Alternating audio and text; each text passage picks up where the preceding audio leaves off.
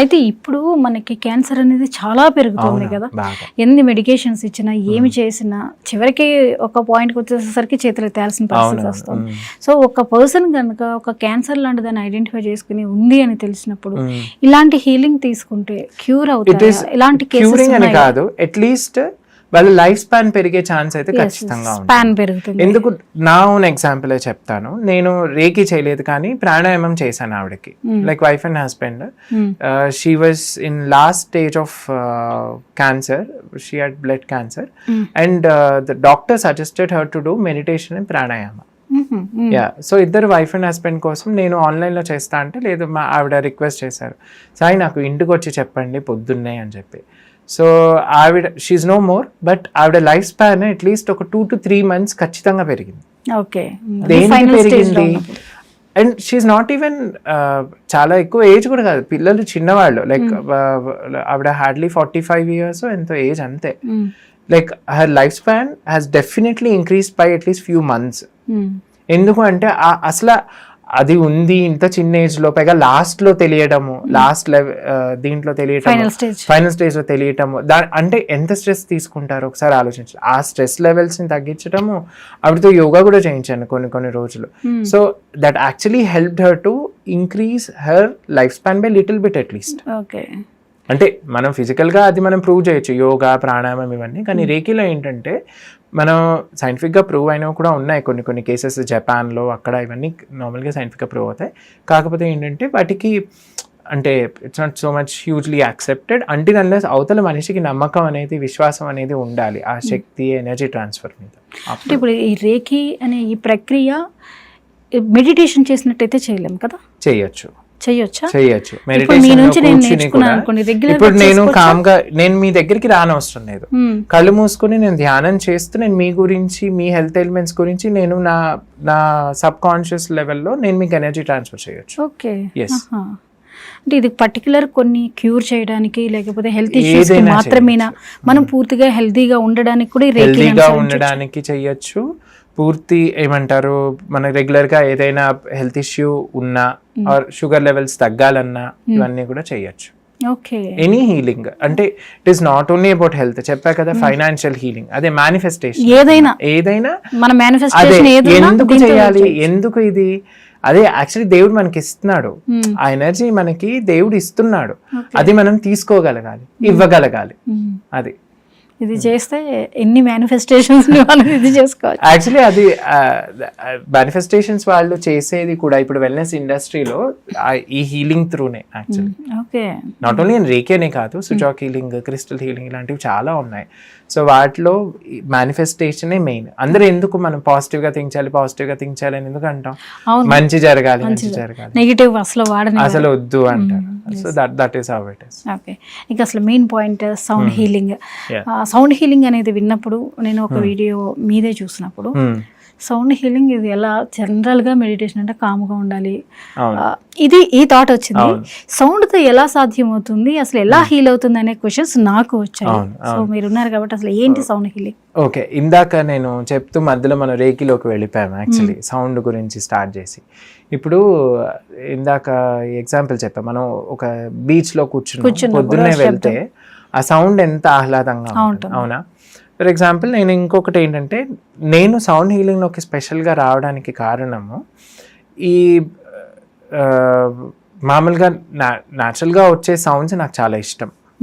అంటే ఇప్పుడు ocean waves అవ్వచ్చు, వర్షం పడినప్పుడు సౌండ్, ఆ స్మెల్ ఎస్పెషలీ ఇవన్నీ ఇష్టం అనమాట. ఆర్ పొద్దున్నే లేవగానే, ఇది వరకు చిన్నప్పుడు, ఇప్పుడు అంత మనకి సిటీ లైఫ్లో అంత పక్షులు ఇవేం లేవు, కానీ బయటికి వెళ్తే పొద్దున్నే లేవగానే కోయిల సౌండ్స్, అవన్నీ బర్డ్స్ సౌండ్ చేయడం అవన్నీ ఇష్టం.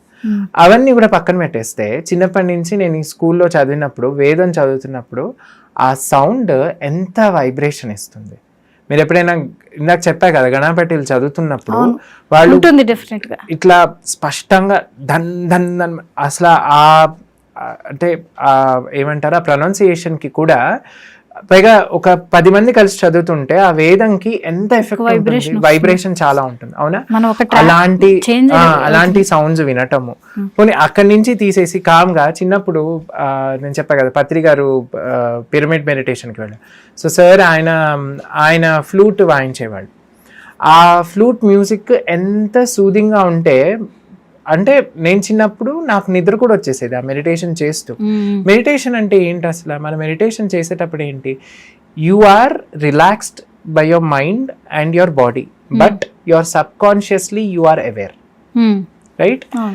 సబ్ కాన్షియస్ గా మనకి అవేర్నెస్ ఉండటమే ఒక మెడిటేషన్ స్థితి అన్నమాట, మన బాడీ మైండ్ వెళ్ళిపోవడం. సో ఆ స్థితికి రీచ్ అవ్వడానికి ప్రస్తుతం ఉన్న లైఫ్లో చాలా కష్టమైంది. సో ఇది వెతుక్కుంటూ ఇంకా నన్ను నేను తెలుసుకోవడానికి, ఇంకా మామూలుగా మాకు మ్యూజిక్ ఇష్టము చిన్నప్పటి నుంచి, ఇంట్లో ఒక 3 generations నుంచి సంగీతం ఉందన్నమాట. నాకు ఎంఎస్ సుబ్బలక్ష్మి గారు అంటే చాలా ఇష్టం. ఆవిడ పాటలు వింటూ పడుకుంటాను నేను, లిటరల్లీ నిద్ర వచ్చేస్తుంది. సో ఆవిడ పాటలు తీసేస్తే పోనీ ఇళయరాజా గారి పాటలో, ఏ రెహమాన్ గారి పాటలో, అది ఏ పాప్ మ్యూజిక్ అవ్వచ్చు, ఏదైనా అవ్వచ్చు. ఒక మనిషికి పబ్కి వెళ్ళి అక్కడ సౌండ్స్కి వినడం ఇంట్రెస్ట్ అవ్వచ్చు, ఇంకో మనిషికి గుడికి వెళ్ళి ప్రశాంతంగా మంత్రాలు వినటం అవ్వచ్చు.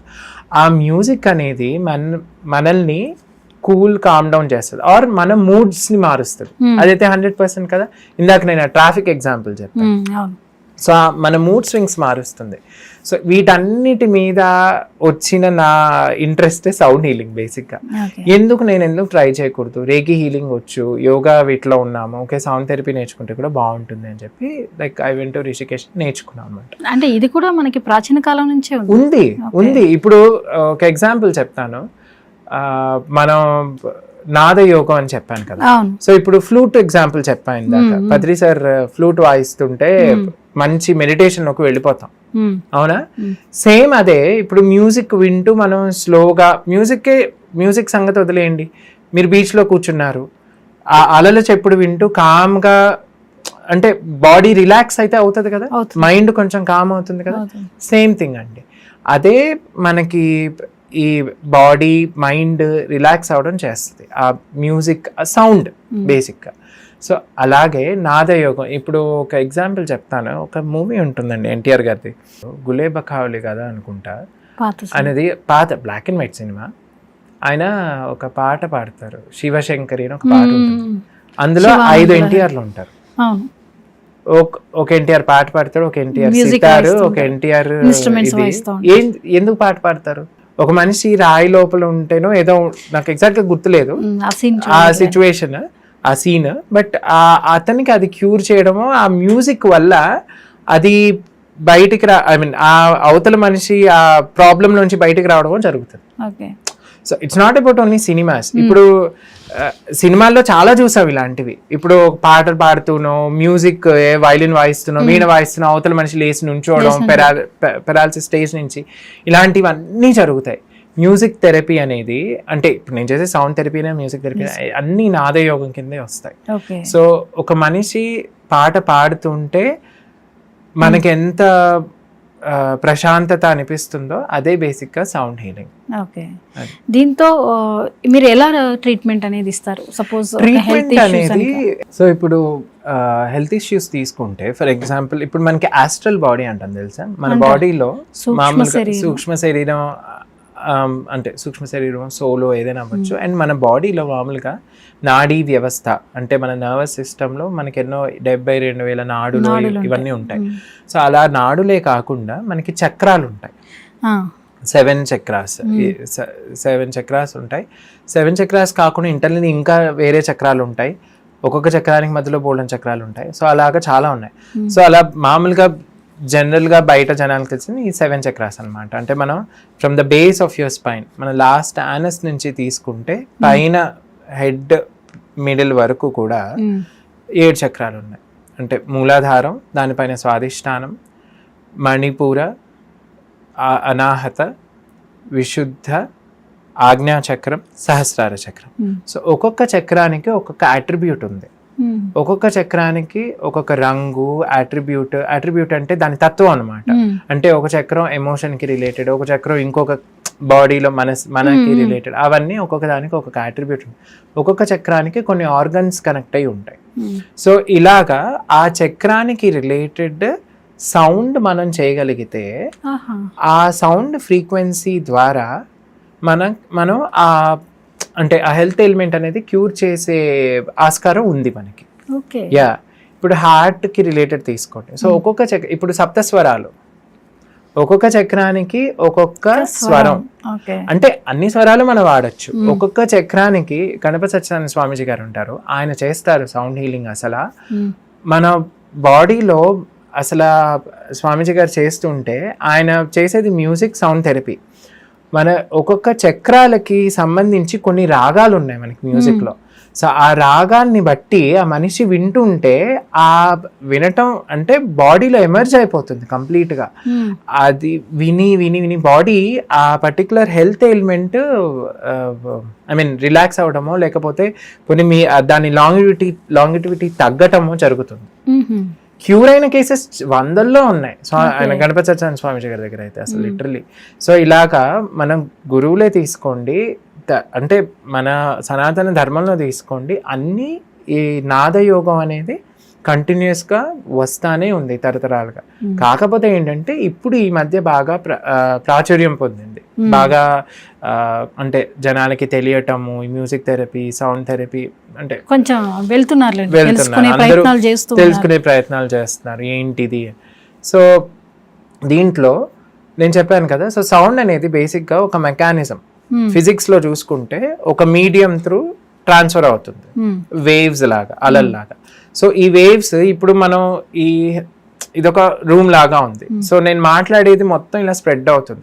అదే నేను ఒక హాలో ట్యూబ్ లో మాట్లాడుతున్నాను అనుకోండి, అదొక హాలో ఎఫెక్ట్ ఇచ్చి కరెక్ట్ గా మీ చెవుల దగ్గరకు వస్తుంది, అవునా?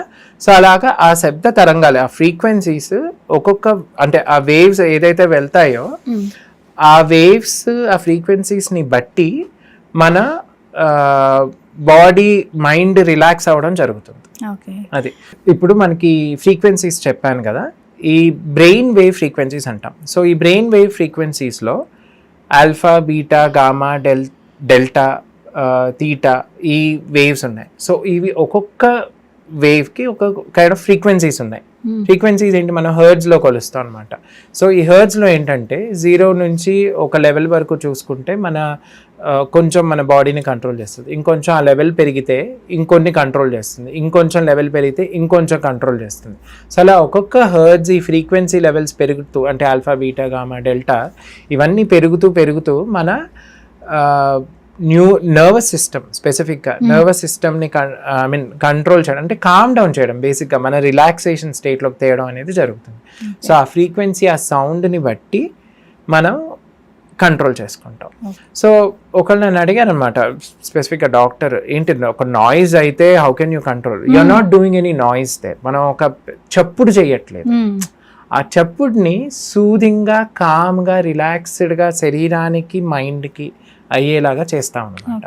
సో దానికి స్పెషలీ ఇప్పుడు ఉన్న వాయిద్యాల్లో తీసుకుంటే, మామూలుగా మనం మ్యూజిక్ దాంట్లో తీసుకుంటే స్ట్రింగ్ మ్యూజిక్ అనమాట, స్పెసిఫిక్గా వీణ వింటము, లేకపోతే సితార్ వింటము, వైలిన్ ఇలాంటివి, స్పెషలీ మళ్ళీ ఫ్లూట్స్ ఇవన్నీ మనని కామ్ డౌన్ చేస్తాయి.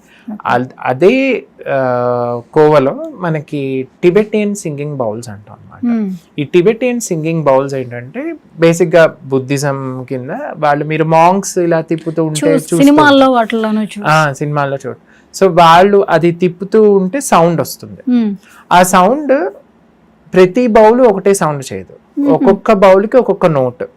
సప్తస్వరాలు ఎలాగో అలా మన అన్ని నోట్స్ ABCDEGF ఈ అన్ని ఒక్కొక్క బౌల్ ఒక్కొక్క నోట్ సౌండ్ వస్తుంది అనమాట. మీకు చూపిస్తాను లైవ్లో ఇప్పుడు. ఆ సౌండ్ అది పాస్ చేసే తరంగాలు, ఆ ఫ్రీక్వెన్సీ బేసిక్గా మనల్ని కామ్ డౌన్ చేస్తుంది.